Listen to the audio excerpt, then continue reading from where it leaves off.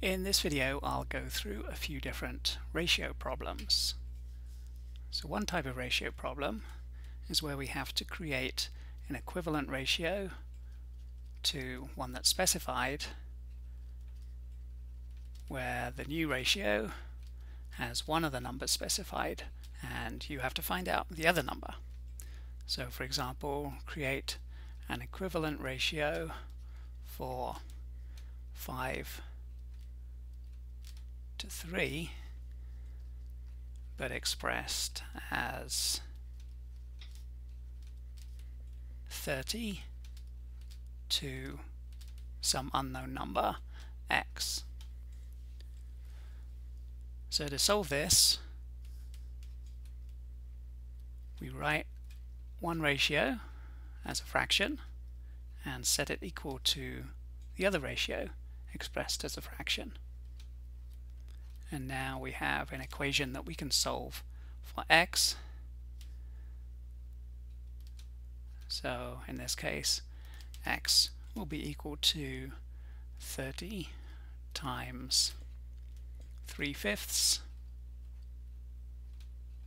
which comes to 18. And we can check that 30 to 18 is in the same ratio as 5:3. And if we divide 30 by 6, we would get 5, and if we divide 18 by 6, we get 3, so they are in the same ratio. Let's do another one like that.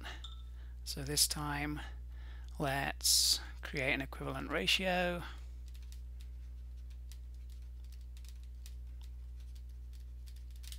for this time. Let's do 5 to 8, and the equivalent ratio that we want is going to be expressed as unknown number x to 12. Okay, so set this up using fractions again. So we'll have 5/8 equals x over 12, and then solve that for x. So x is going to be equal to 12 times 5/8, and I think that comes to, we don't get a whole number this time, but we get the decimal number 7.5. And then if we check, so 7.5 to 12, is that equivalent to 5 to 8? Well, one way to do that would be, if I multiply 7.5 by 2, I would get 15, and multiply 12 by 2, I would get 24, and if I multiplied 5 by 3, I would get 15, and 8 by 3, I'd get 24. So there they are in the same ratio. Another type of ratio problem is if we have to apply a particular ratio, let's say 5:3, and we have to apply that to a total, let's say 24. So we want to divide up the number 24 into two pieces that are going to be in the ratio 5:3. So to solve this, if we add the two numbers in the ratio together, we'll get the number of parts that comprise the whole. So we'll have 8 parts in this case.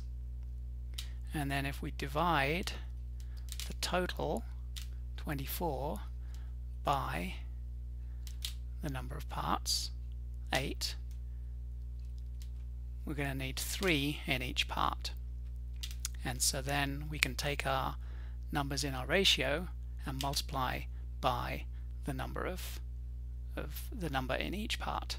So 5 times 3 comes to 15, and 3 times 3 comes to 9, and we can check we can check a few things. 15 plus 9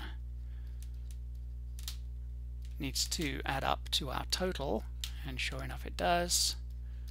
And the other thing we can check is that our ratio 15 to 9 is the same ratio as the original ratio 5 to 3, and sure enough if I divide 15 by 3 I would get 5, and if I divide 9 by 3 I would get 3.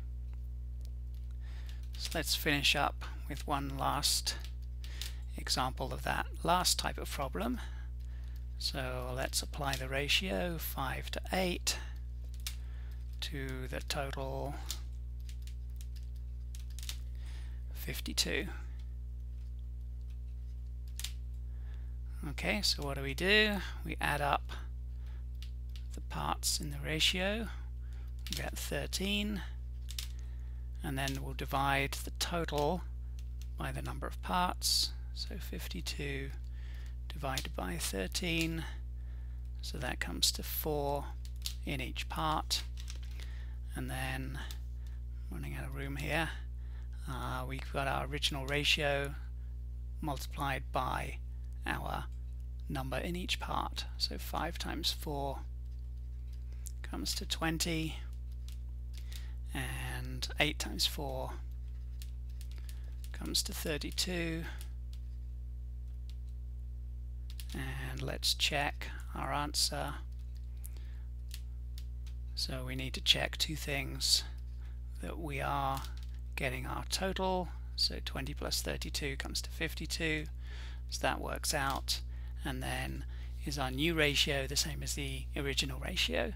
So our new ratio is 20 to 32, and our original ratio was 5 to 8. And if I divide 20 by 4, I would get 5. If I divide 32 by 4, I would get 8. So that checks out.